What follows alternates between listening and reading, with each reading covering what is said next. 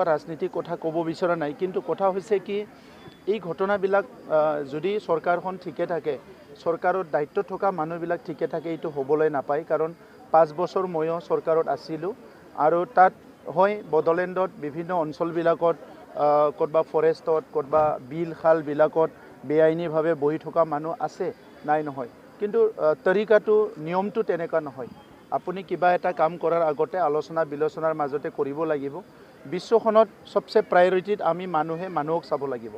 আমাৰ ভূপেন দাই সেইকাৰণে গীত গাই গৈছে, মানুহে মানুহৰ বাবে মানৱতাৰ গীত গাই গৈছে। গতিকে প্ৰথম মানুহক চাব লাগিব, প্ৰকৃতিও বাচাই ৰাখিব লাগিব, জীৱ জন্তুও বাচি থাকিব লাগিব। কিন্তু যেতিয়া চৰকাৰী পক্ষই কিবা এটা কাম কৰিব, ভাৰতবৰ্ষৰ চাৰিসীমাৰ ভিতৰত যদি কিবা কৰিব লাগে, ভাৰত চৰকাৰে, অসমৰ চাৰিসীমাৰ ভিতৰত কিবা কৰিব লাগিলে অসম চৰকাৰে, আৰু কাউন্সিলৰ ভিতৰত কিবা এটা ভাল বেয়া কিবা যদি হয়, কাউন্সিল চৰকাৰখনে ইয়াৰ দায়িত্ব ল'ব লাগিব। গতিকে মই বিচাৰোঁ যে সকলো শান্তিত থাকক, ভালকৈ থাকক, ইয়াক লৈ পেলাই কোনো সংঘাত হ'ব নালাগে, যাতে ভালে সমস্যাবিলাক সমাধান হৈ যায়, সেইটোৱে মই কামনা কৰোঁ।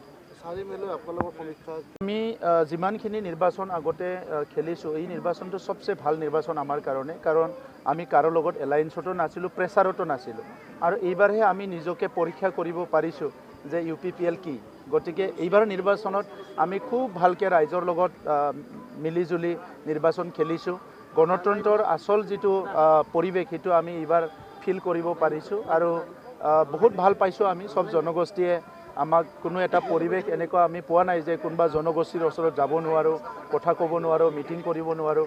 খুব ভালকৈ আমি ইলেকশ্যনটো পাৰ কৰাইছোঁ, আৰু মইতো দেখি পেলাই যিটো দেখিছোঁ যে 10ৰ পৰা 12খন আসন পাই যাব পাৰে UPPLে, তেনেকুৱা এটা পৰিৱেশ মই দেখা পাইছোঁ।